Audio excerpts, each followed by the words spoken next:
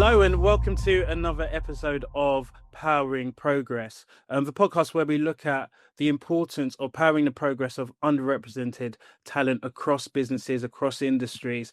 And it's a real opportunity to look at what can be done differently and the impact that can be made to ensure that we have diverse and inclusive leadership across the board. Today, I've got a really special guest, really looking forward to the conversation today. Paul Cleal, whose current role is with the Football Association, where he leads on strategy and operations for the men's England teams. He previously chaired the Premier League's Equality, Diversity and Inclusion Standard Panel and led the creation for their No Room for Racism Action Plan.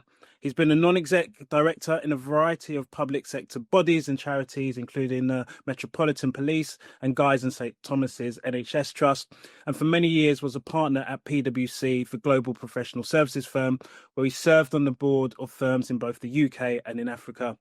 And while at PwC, provided corporate finance and consulting advice to clients. And in 2020, he was recognised for his work in diversity and inclusion in the New Year's Honours List. So it's a real pleasure to have Paul here. Welcome, Paul. How are you doing? Yeah, thanks very much, Lamro. And of course, it was in that time at PwC where we first met. It's a long time ago now, and the list of stuff you've read out makes me feel old, which I probably am by now. No, I would say the list of things I've read out doesn't do the great work that you do justice, to be honest. And I think there's a lot more we could have added, but I think that's what makes you such a great person to talk about this in terms of the experience you have in supporting talent, whether that's underrepresented talent or not, but the importance of really powering progress and making a difference. So yeah, great to have you here. Firstly, always ask this question. What does powering progress of underrepresented talent mean to you? I suppose you get these sayings where people say it, and no one quite remembers who first said it. But one that comes up quite a lot now is talent is everywhere and opportunity is not, or it's not so evenly spread. And I guess that's kind of the main point, really, that talent is, you would expect to find it in all corners, but sometimes some groups struggle to access those opportunities to kind of make the best of their talent. So powering progress for them means, I guess, helping them to find the gaps, get over some barriers, widen the gate, whichever phrase you use, but it's about essentially being more inclusive to a much broader range of people. Yeah, definitely. And I know from your experiences, you would have seen many different sort of leadership makeups, boards, and kind of seen the importance of having an environment where there is inclusive leadership. Maybe you've seen it better in some places, but what for you makes an inclusive environment so important? Well, I suppose in the end, I think there's a lot of research now that says that diverse teams, produce better results. And the fact of the matter is that most environments are getting more complicated rather than less. So we have bigger challenges. You could probably go back 100 years, maybe even 50 years, and find relatively homogenous groups of people dealing in businesses with relatively homogenous groups of customers. And therefore, the need for diversity was arguably not so great. I think, the world we live in is much more complicated now with sort of global customer bases, supply chains, access to staff, caused by wide-ranging sort of movements of people across the globe. So the whole of life is now much more complicated and faster. So we need better decisions, and we know that better decisions come from broader, more diverse groups of people. Somebody needs to put those groups of people together in the first place, and then to lead them effectively to get the best out of them, because diverse groups aren't always easy to lead. You get more challenge, more different ideas, and therefore it takes a leader to be inclusive to really get those ideas out, but then try and shape them into something that works well for the organization and for the people in it. So inclusive leadership to me means basically accessing a broad amount of talent, but also then importantly making it work well together, because diversity in itself can lead to complications. It's only when you get inclusion as well that you get the best out of people and the best results. Yeah, definitely. And I know, as you say, organizations and the world is more complex, and that puts more pressure on leaders, on people to get to a solution quickly or just keep things moving. So there is some conflict with kind of doing that work to get the best out of diverse talent, or ensure that you're even looking for it in the first place, and actually saying, let's just do what we need to do. From your experience, how can we actually do that first and foremost? Ensure that we're looking in the right places or looking in new places for strong, diverse talent. And then if we do get them in, what do we need to do to get the best out of them? Yeah, I think having the aspiration to get the best outcome is an important starting point for an organization. I think if you're prepared to settle for something that's not the best, then you know bumbling on with the same old group of people with a relatively narrow view might do for a while. But as I say, I think that's becoming unsustainable for most organizations. And indeed, within the private sector, you would expect well-led organizations to get the best ideas to prosper, and ultimately over a period of time, be rewarded by the market, basically, because you'll have better ideas. So I think it's important. That's an important starting point to really understand what you're trying to do and understand the complexity of your task as an organization, as a leader. And then from there, it's almost inevitable, I think, that you arrive at the need for a broader group of people to get the ideas you need. The reality is, though, as I said, that actually diverse groups are harder to lead than homogenous ones. If no one says anything or criticizes you or challenges you, then you just carry on and the leader just makes the decisions. And that's how the world used to work in many places. But I think now the challenge is to really make sure people are heard. We need to think about the perhaps not intended barriers that an organisation can create, whether that's through, for example, in the old days at PwC, we used to insist on everyone having a university degree, but actually we didn't care what the degree was in. So maybe you didn't need a degree at all, and that's where higher apprenticeships came in, recognizing that some people chose a different route, and we were essentially just simplifying our recruitment process by making sure we only talk to graduates, and actually only talk to graduates from certain limited number of universities, just to make life easier for us to recruit people. But it meant that we were missing out on people who tended to be found in arguably what were thought of as lesser universities or less prominent ones, or people who didn't go to university at all. So there are examples of an organisation actually thinking through in the recruitment process how it's basically just made its life easy by taking shortcuts. And when we talk about stereotypes and what people think about other groups of people, again, stereotypes are handy, if you like, often incorrect, but handy shortcuts to make a decision. So I think it's really making sure that leaders and organisations think about some of those shortcuts and whether or not they are in practice, missing out on talent and then the ability to include them. And that second part, the inclusion part, I think is more challenging. There are organisations who have kind of cracked diversity, but then brought in some very different people and haven't really thought about how they integrate them. Yeah, definitely. And that piece around stereotypes and bias and overcoming them so important. There's a great quote from the author, Chimamanda Ngozi Adichie, and she talks about stereotypes and says, there may be some truth in stereotypes, but the big problem with them, it only tells part of the story, not the whole story. And I think it goes with that piece you talk about shortcuts. People so often, in leaders, let's be honest, are taking these shortcuts, which is not allowing them to see the full story. So part of the story might be you haven't gone to university, but what's the rest of the story that actually makes them the right person to really lead an organization or to move things forward? Another thing around this as well, I have a lot of conversations with all groups of people around sort of the cultural differences of individuals. And this definitely links to this piece around underrepresented talent and this conversation around, depending on your upbringing, there are some individuals, particularly if they have an African background or Southeast Asian background, where they come from a culture whereby you don't speak up to your elders, you're kind of deferent to them, which shows respect. But in the working world, that means sometimes your voice isn't heard.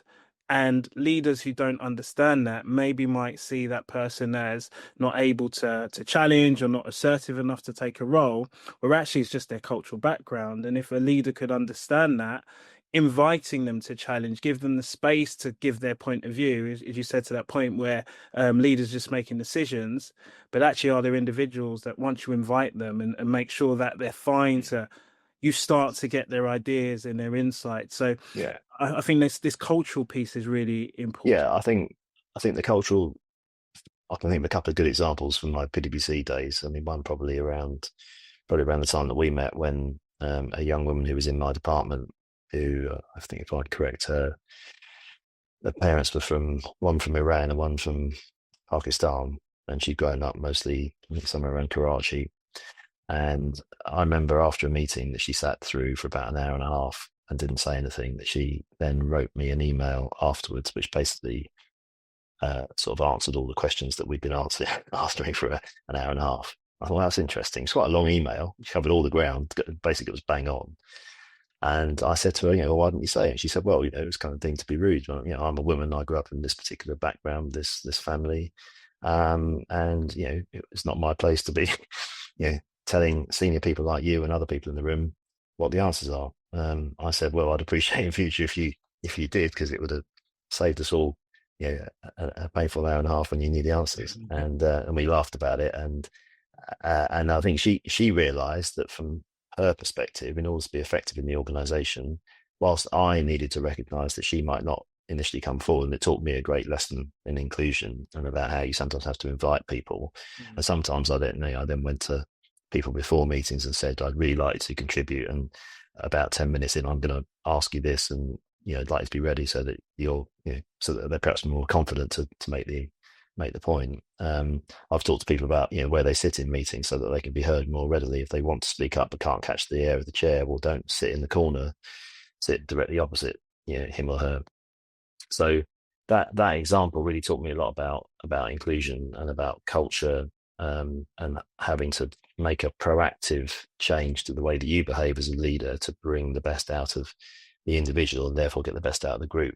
Equally, culture can be a barrier, and we found in parts of our audit network, and you'll remember, I remember how much you enjoyed audit, maybe not, places like Japan, where there was a huge amount of cultural difference. If we sent a young auditor in to ask the director of finance some difficult questions about a missing invoice or something, they wouldn't feel they could really ask, or if they did ask and got a no, then they didn't want to challenge it. And we had some significant audit quality issues we had to deal with, essentially because of a different cultural approach to what was essentially been largely set of automated tasks that were just falling down because of cultural reasons. So there are times when culture can be got round and adapted, but we also need to recognize that sometimes it can create blockages. And of course, ultimately people in the East and the West do things differently.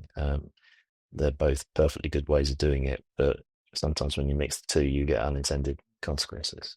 But your point about what Chimamanda Ngozi Adichie said is very well made. And I remember going to see her at the South Bank, and I came away with that particular thing about there being no single story about anybody as being a really key point. Yeah, definitely. And some really great points there, and some of them that you talked about are actually quite simple and practical, like the example of sitting in the eye line of a chair to get noticed. On that, where there are going to be individuals, they have the capabilities, they have the potential, and they're trying to navigate their career. What other things could they be doing, which is not necessarily too far a stretch for them, but maybe they're not doing enough of it? What sort of things can they and should they be doing to raise their profile and visibility? Yeah, it's a good question. I mean, a very general question. I mean, I'd say ultimately the world of work, organizations, fundamentally always comes down to people and therefore relationships. So a lot of relatively younger people in organizations often focus on how good they are technically at their job, and that gets you so far. But there comes a point in your career, I think, where you have to kind of manage what's going on around you effectively. And that means, you'll get to manage people so people who are reporting to you, but you'll also have peer relationships where there's perhaps an unclear uh, hierarchy where you have to negotiate. I remember going to do my MBA at London Business School many years ago, and they put you in study groups of 8 people, kind of just big enough to make it difficult to get everyone heard. You've got, typically, because you're on an MBA program, 8 people who want to be heard, and there's no hierarchy as to who's in charge. So, it's a recipe for chaos. But you have to learn, and that's part of what you learn on the program. You're actually you're dealing with a technical question as a group, and you've got 8 bright people around the room from different backgrounds, but the problem is there's no leadership hierarchy, and we're used to often operating in that way. So I think learning to navigate relationships with peers, managing people, and also importantly managing upwards, which is perhaps a skill that some people do a lot better than others. Because that's often around impression management. Your boss and the boss's boss will see relatively little of you. So what's the impression they've formed? Where do they get their information about you? Where the decision has to come about whether you're going to be promoted or not, or really get a pay rise? What are they judging you on? And you think about how information on you is filtered to the decision maker and how you can influence it. Then that's something that I think a lot of people don't think enough of. And of course, if you haven't got personal relationships, it's much harder to affect the flow of information in that way. We're kind of talking about politics here in the sense of small p, organizational politics, but that's the reality. And it's probably in general the case that people from less represented groups, women rather than men in organizations historically, have got less strong relationships with people further up the chain, and therefore tend to suffer when it comes to decisions on pay, promotions, etc. So it is more difficult probably if you come from a group where you don't have natural kind of social contacts within the organization. So you have to work even harder to build those contacts. And of course, what's happened in the last 5 years since COVID, with a lot of meetings being done like this on Zoom, makes it harder for people to do it. And sometimes people have forgotten that. Remember we used to bump into each other in reception in the morning on the way in, and then by the coffee machine and all that sort of stuff. Well, it doesn't happen on Zoom or Teams, does it? You tend to go straight into the meeting, start talking, and you're missing that wider context. So I think the one thing I would encourage people to do about kind of better in terms of managing their career is don't kind of neglect the personal network and relationships point, both in the organization, but also beyond it, thinking about future roles and so on. Yeah, I think that's so important. And as you say, especially the context of how we work, I call it the virtual trap. We sometimes hide behind these Zoom boxes and we lose that connection and that building relationship. So I think that's a really, really important point. And I even look at my own kind of career trajectory and where I am. And to be honest, it's a lot of it is down to a relationship with yourself. And you'd remember many years ago when I failed my exams twice, and I was about to get the boot, and it was looking really hairy. And I was like, I've worked on this well, I'm not even going to qualify. Of course, I fought like crazy, and I had backup. I was prepared. So I think that's another thing. You've got to really be prepared and that goes to your point as well, as speaking up for yourself and advocating for yourself. But I had an ace in my pocket, and I knew Paul Cleal. Yeah, that's right. Yeah, I'd forgotten about that. And I said, speak to Paul, and you kind of fought my corner, and not only that, you gave me an opportunity to move into your department. So it works 2 ways. There's that building that relationship because I had someone to talk to and someone who knew me, who could vouch for me, but then also a senior leader who was kind of willing to kind of sponsor and support. So that's for me. That's what I mean exactly about. It's a very good example. I've forgotten about that, but there's quite a lot of people who've got stories like that involve me, I think. But ultimately, that's what I observed going on when I first joined the firm. There were people who knew the right people further up the chain, and things seemed to go quite well for them. And when I got further up the chain, I was determined to try and kind of even things out a bit, and fill in some of those gaps. So when the person in the assurance department is making a decision about you, then they're doing it on the basis of a certain amount of information. I gave them some more information. Yeah. And some of that is hard information, some of it is soft, if you like. But yeah, it worked, and here we are. Yeah, exactly. So thank you again. Yeah, that's But right. Yeah, yeah, it doesn't. And how long ago was that? I don't know, maybe yeah. 15 20 years ago, Yeah, I maybe mean, it's a long 15, time. 20 Yeah, years ago. So but the virtual point though is important, and I think it has made life more difficult for people because, of course, so someone like me going into virtual meetings as a non-exec director in various organisations 5 years ago on COVID, I had, I don't know, best part of 30 years of experience of building relationships in the work context in advance in the real world.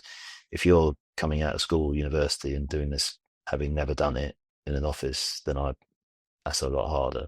mm, And I remember in one of the organisations I was working with, I was actually chairing a weekly meeting, and I basically would start the meeting and just start talking about some random thing and see how far I could get and how many minutes I could get into the meeting before someone got me to start the agenda. And usually it's about 5 or 6 minutes until mm, someone panics and like, we need to talk about, but actually we need to talk about how things were going, yeah, because we weren't spending enough time with each other. yeah, so important.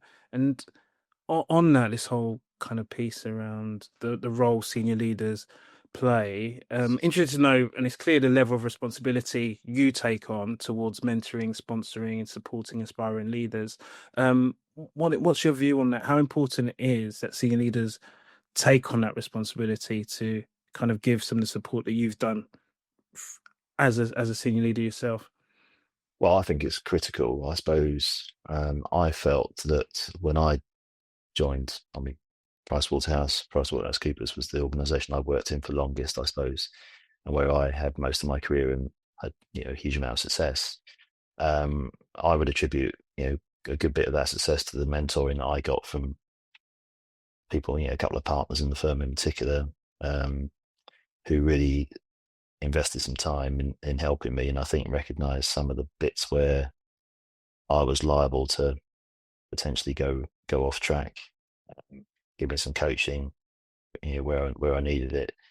And you can't always pay those people back directly other than by doing a good job for them, which I like to think I did.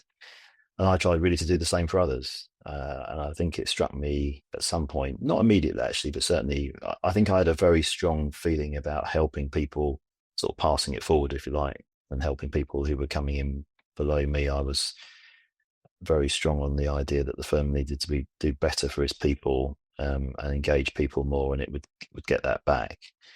And that for me encompasses the idea that this whole thing is really a two-way street. Mm, You might think you're doing it for, might sound like you're doing it for altruistic reasons, but actually what you get is more loyal staff who will kind of do anything for you, and whenever you need somebody, there'll be someone there to help.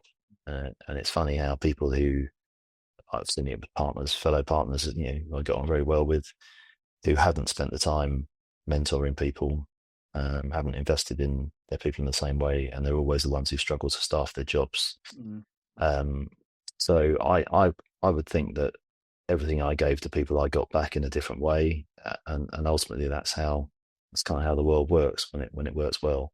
yeah. So yeah, I think it's vital to invest in people, and I think probably a few years in, not immediately when I became a partner, but afterwards, I certainly realised how underrepresented anyone non-white was in the firm. Also, how few women there were. I think we had about 8% women partners and 1% people from visible minorities when I joined the partnership. That's very different now. It's probably 25 to 30% women and 10+% visible minorities in the firm now. And I think I felt a particular obligation, if you like, to try and help people from backgrounds like my own, which my head meant not being probably a white middle class male from Oxford or Cambridge. So that meant pretty much everyone actually.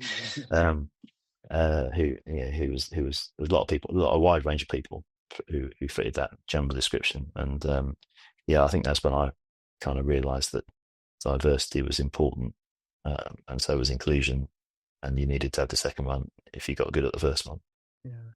How much should senior leaders be talking when they're talking strategy, when they're talking long-term operations, how much of a feature should be placed on underrepresented talent and kind of where they are with that? Well, I think it goes back to the business point I made earlier. I think it's essential as most organisations now work in a very complex environment that they recognise that the staff that they need to attract is going to be different. Partly who's available, partly what they need in terms of diversities of view, understanding different markets.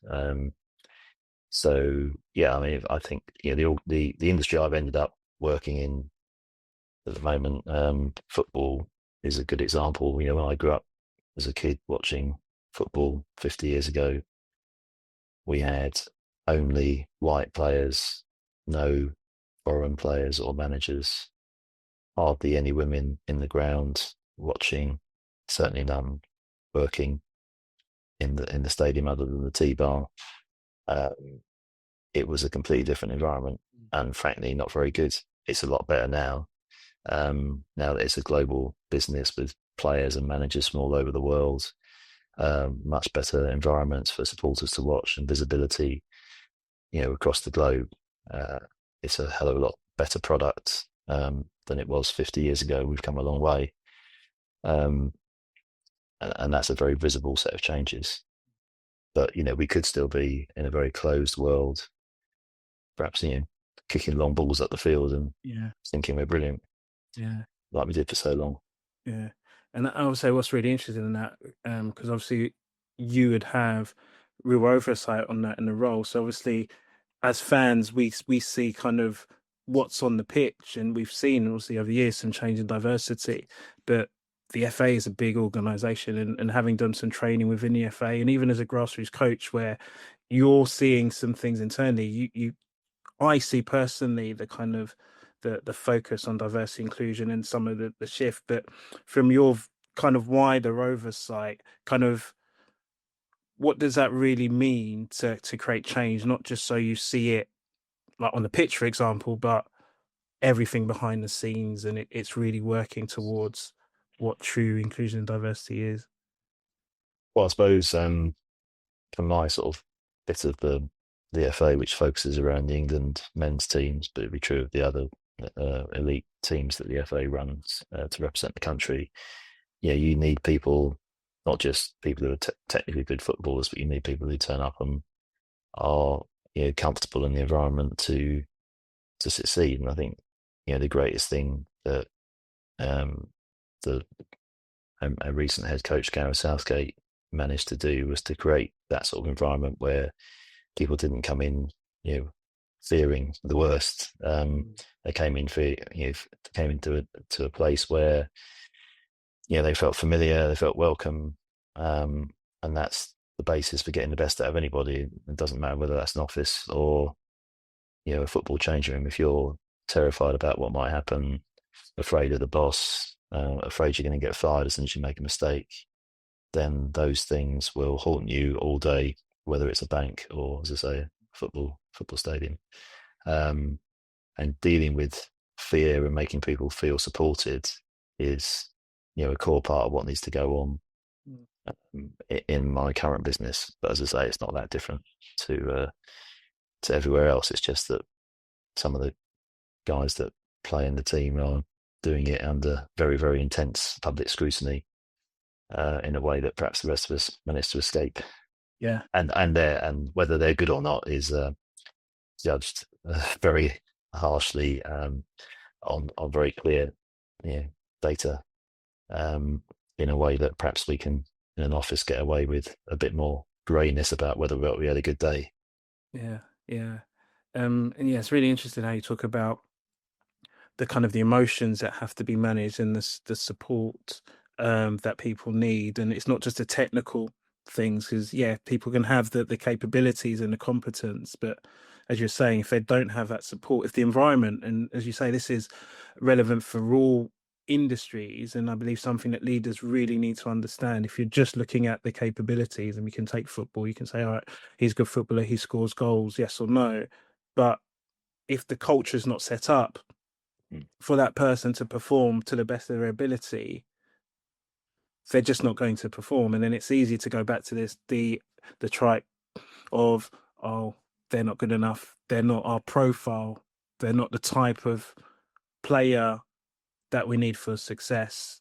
And I guess Yeah, so you that's get something you hear in organizations all the time as well.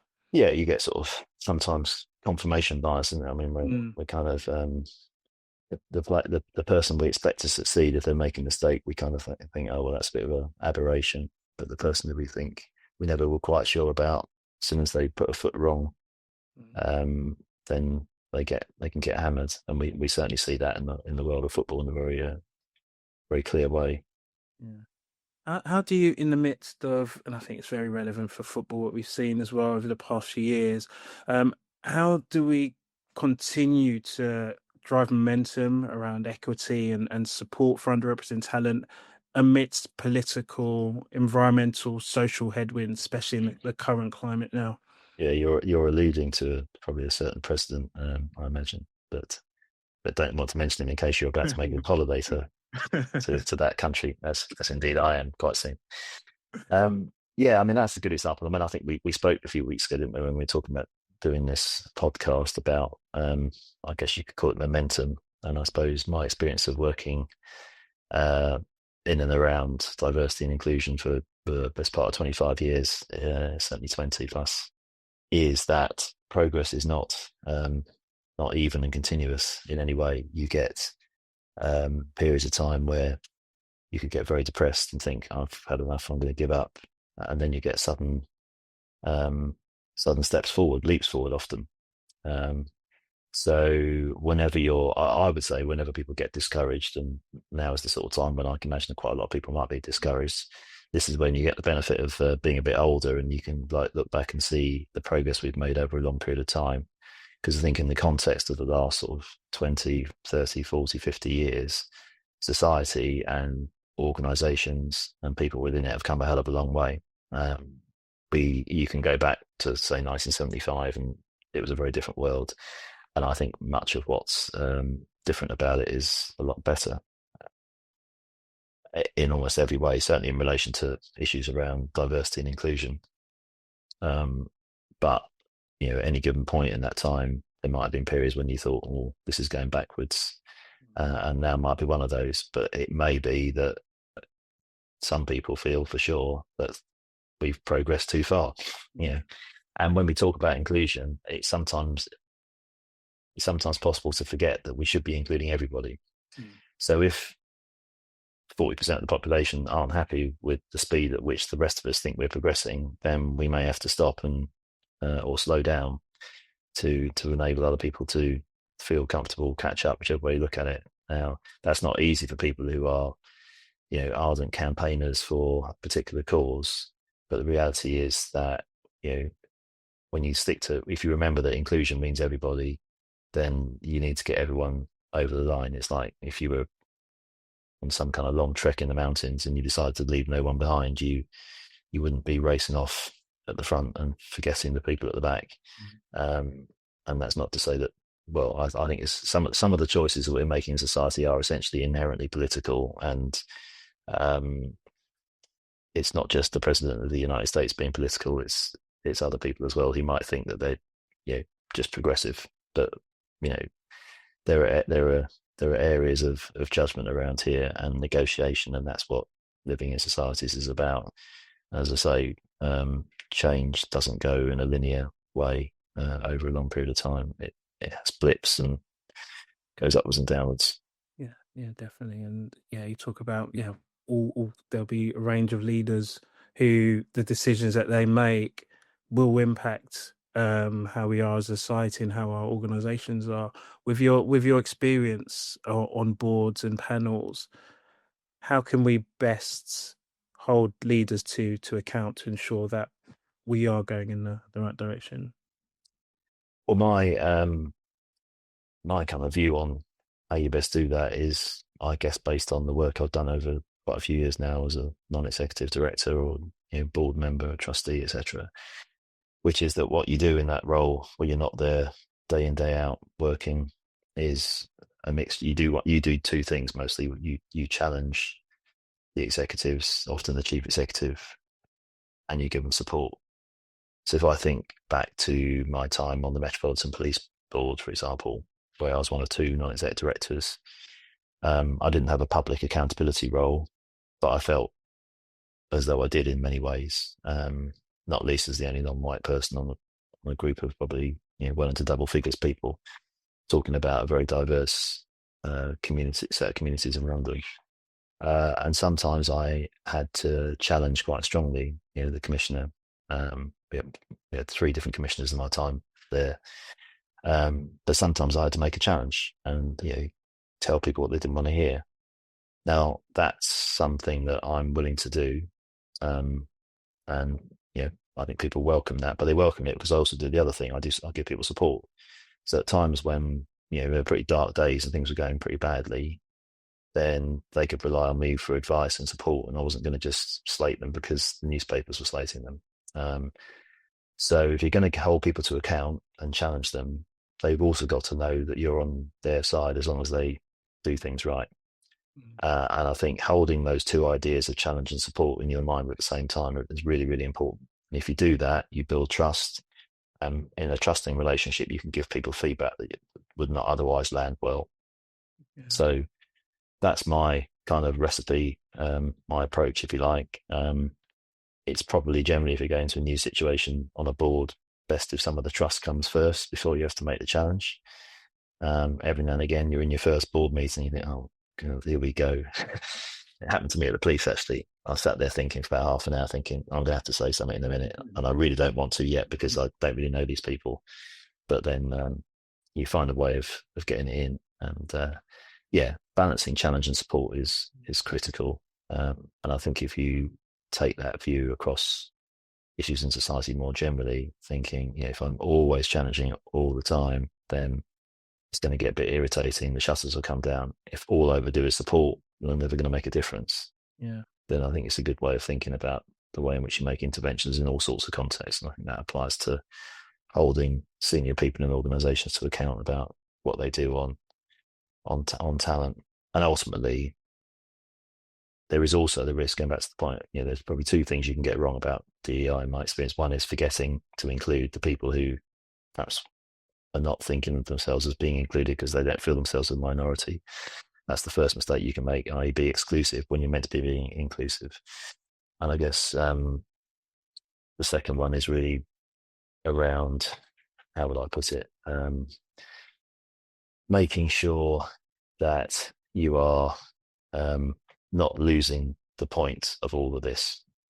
That I think some people who don't like EDI, DEI, whatever you call it, think that it's being done for its own sake.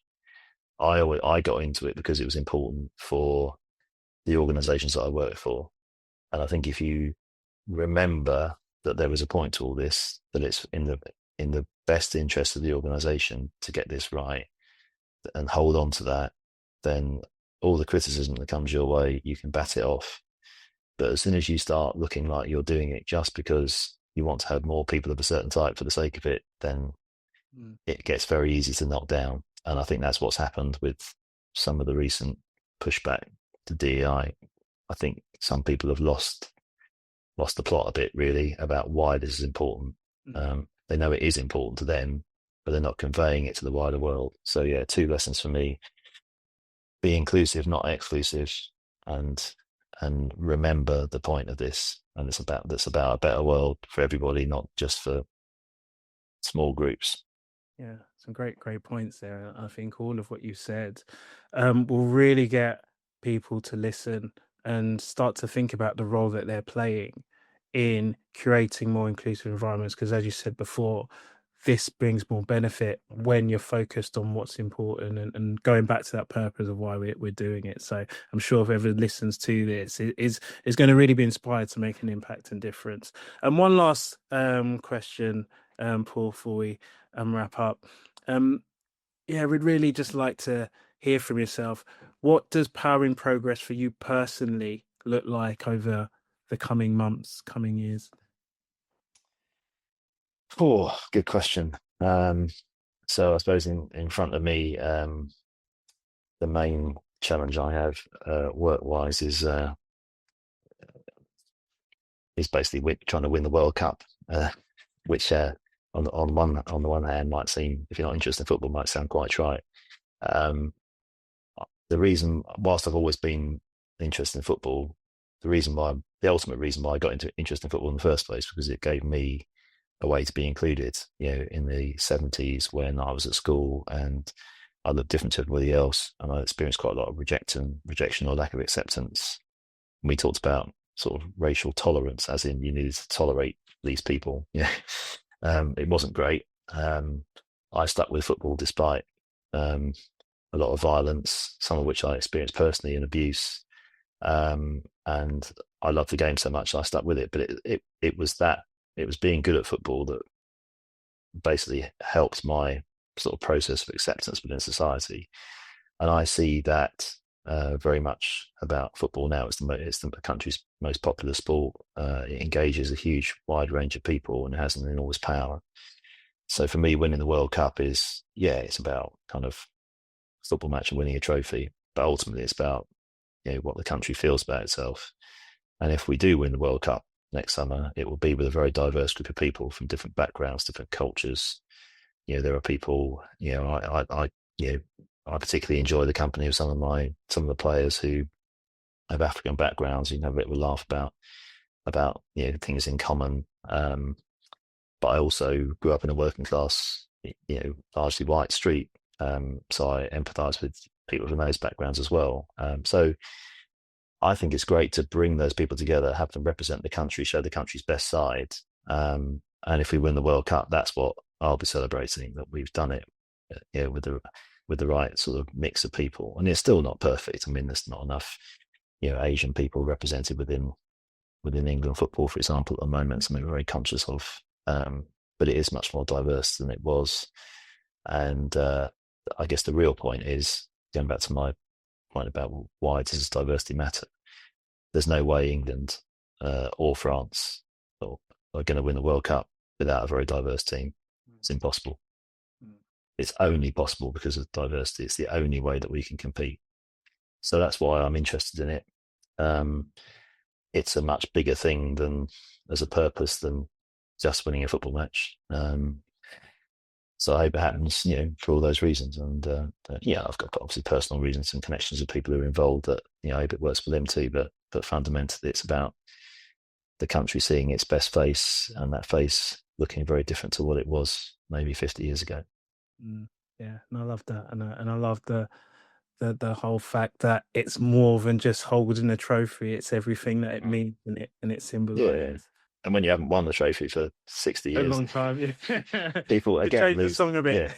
People forget about why it becomes an obsession in itself. But I think this is a particularly important one, because I think the country's had a not easy last 10 or 15 years, and it would be great to give it something to celebrate together, and that's why we do what we do. Definitely. Well, we have come to the end. It's been a real pleasure speaking with you today, and I'm sure everyone listening, as well as supporting next year in the summer, will have some great insights to help them really power their progress. So do look forward to speaking to you soon. I'm sure we're going to have to get you on again sometime soon. But great connecting, and great to hear from you as always. So this is the end of another episode. Continue powering your progress, and we look forward to seeing you again soon. Thanks for having me, Lamley. See you soon. Bye. Goodbye.